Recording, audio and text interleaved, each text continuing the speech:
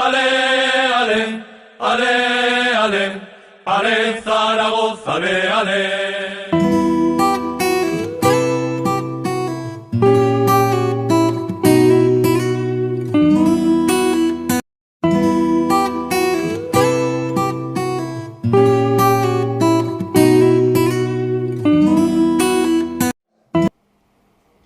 Buenas tardes, Juan Ignacio. Antes decías que este partido son más de 3 puntos. ¿Qué supondría sumarlos mañana? ¿Qué le supondría eso al Zaragoza?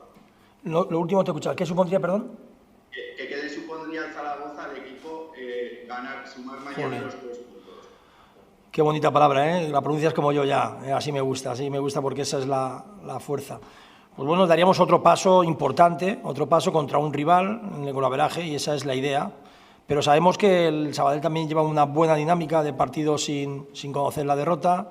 Viene también de una gran victoria fuera de casa, viene de un equipo que es recién ascendido con un inicio de temporada con dudas y sin embargo ya se han afianzado un poquito y ya están ahí. Todo el mundo al principio de temporada, ya un equipo que está ahí bajo.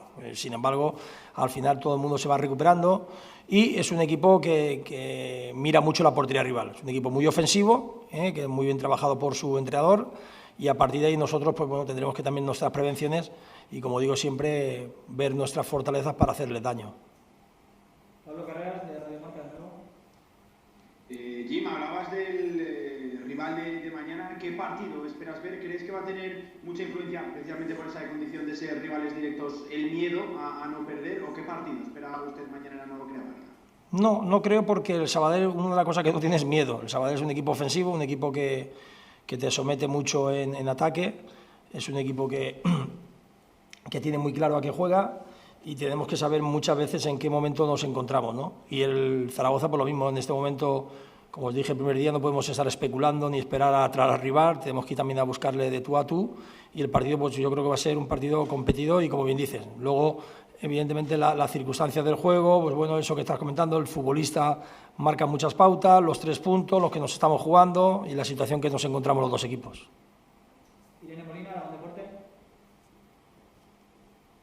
Sí, Juan Ignacio, me gustaría saber qué te lleva a la hora de hacer los cambios a elegir al Toro Fernández antes de Iván Azón. Lo hemos visto en los últimos partidos, cuando cambias a Alex Alegría, siempre le das esa oportunidad al Toro Fernández y no a Iván Azón. ¿Por qué?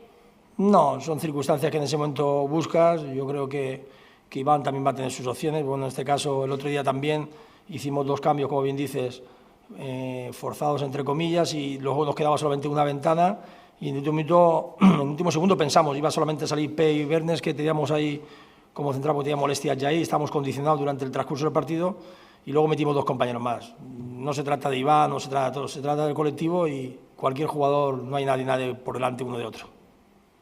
¿Alguna cuestión más?